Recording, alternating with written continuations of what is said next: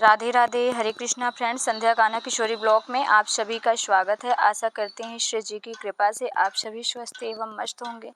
तो जैसा कि दोस्तों आप लोगों को थंबनेल देख के पता चल गया होगा कि आज इस वीडियो में क्या बताने वाले हैं कि हम ठाकुर जी को कौन कौन सी चीज़ों का भोग नहीं लगा सकते हैं। तो दोस्तों वीडियो में आखिरी तक ज़रूर बने रहें।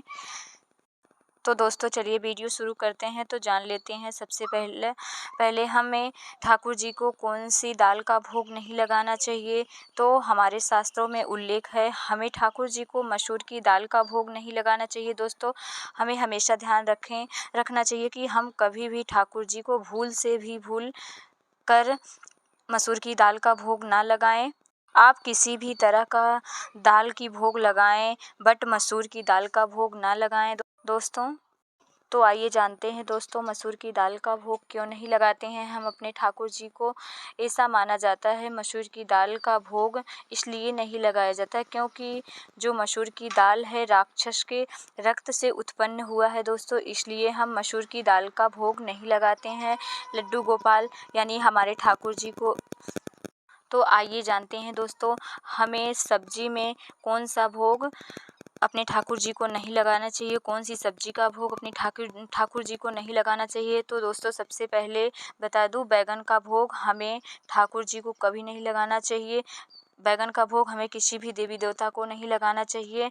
मूली का भी भोग नहीं लगाना चाहिए, ना तो मूली का पराठा हमें ठाकुर जी को भोग लगाना चाहिए और मशरूम का भी भोग नहीं लगाना चाहिए दोस्तों उसको शुद्ध नहीं माना जाता है। लहसुन प्याज तो हम सभी जानते हैं कि ठाकुर जी को लहसुन प्याज का भोग नहीं लगता है।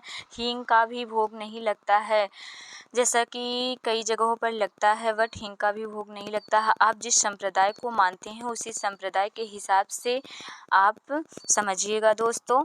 मिठाई की बात करेंगे तो कौन सी मिठाई की भोग हम हमारे ठाकुर जी को नहीं लगा सकते हैं। दोस्तों आइए जानते हैं, जिस मिठाई के ऊपर चांदी का वर्क लगा होता है उसका भोग हमें अपने ठाकुर जी को नहीं लगाना चाहिए। बाकी सभी भोग लगाना चाहिए, बाकी सभी मिठाइयों का भोग हम लगा सकते हैं। कोई भी मिठाई ध्यान रखिए दोस्तों जिसमें चांदी का वर्क किया हो उसका भोग नहीं लगाना चाहिए। और बता दें दोस्तों कि कोल्ड ड्रिंक का भोग हमें नहीं लगाना चाहिए अपने ठाकुर जी को। फ्रूटी का भोग हम अपने ठाकुर जी को लगा सकते हैं।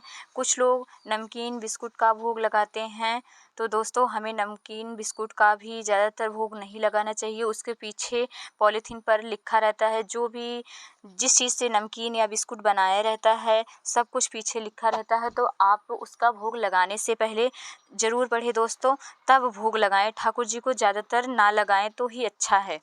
जहाँ तक कोशिश करें दोस्तों आप पीछे ज़रूर पढ़ लें पॉलीथीन के, कोशिश करें कि ना लगाएं।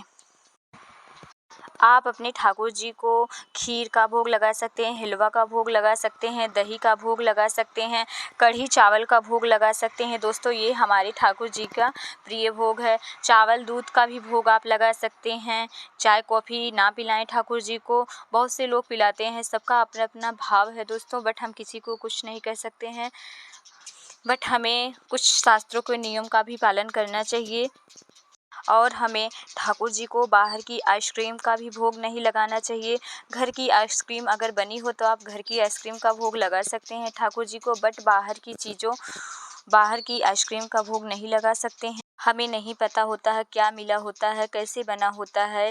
ब्रेड का भी भोग नहीं लगाया जाता है ठाकुर जी को, ध्यान रखिए दोस्तों, क्योंकि अंडे मिले होते हैं ब्रेड में ज़्यादातर। और हमें सोयाबीन का भी भोग नहीं लगा सकते हैं अपने ठाकुर जी को। आप बासी भोजन का भी भोग कभी ना लगाएं अपने ठाकुर जी को, चाहे भोजन कितना भी अच्छा क्यों ना बना हो, बट आप कभी भी बासी भोजन ठाकुर जी को ना लगाएं भोग। जब भी जो भी भोग लगाएं अपने ठाकुर जी को ताज़ा ही भोग लगाएं दोस्तों, चाहे सादा ही भोजन क्यों ना हो, तुलसी दल रख दीजिए उसमें। कई लोग कहते हैं कि हमारे पास तुलसी नहीं होती है तो हम कैसे भोग में तुलसी डालें। तो दोस्तों एक तुलसी की माला होती है जो आप खरीद के रख लीजिए, उसे सभी भोग में आप स्पर्श कराएं। उस भोग को चाहे पानी में, जो भी आप ठाकुर जी को भोग लगाए हैं, एक बार उस तुलसी से स्पर्श कराएं सभी भोग को और ठाकुर जी को भोग ग्रहण करने के लिए प्रभु से निवेदन करें। आप ठाकुर जी को घर के बने हुए खाने का ही भोग लगाएं। प्रभु सब कुछ प्रेम से और भाव से खाते हैं दोस्तों। ज़्यादातर कोशिश करें घर ही बनाएं, घर की बनाई हुई चीज़ों का भोग लगाएं, बाहर का बहुत कम। जैसे बहुत लोग का होता है टॉफ़ी का भोग लगा देते हैं, नमकीन बिस्कुट का लगा देते हैं, चॉकलेट का लगा देते हैं। हमें नहीं पता होता कि बाहर की चीज़ों कैसे बनी है, क्या बनी है, सफाई से बनी है या नहीं बनी है। इसलिए ज़्यादातर घर के ही भोग लगाएं दोस्तों। घर से बनाए हुए ठाकुर जी उससे बहुत ही प्रसन्न होते हैं, चाहे वो दूध और चावल ही क्यों ना हो। तो हमारी दी हुई जानकारी अगर आपको पसंद आई हो दोस्तों तो लाइक शेयर सब्सक्राइब ज़रूर कीजिएगा और हमारे चैनल को सब्सक्राइब जरूर कीजिएगा दोस्तों। मिलते हैं नेक्स्ट वीडियो में, तब तक के लिए राधे राधे। राधा वल्लभ श्री हरिवंश।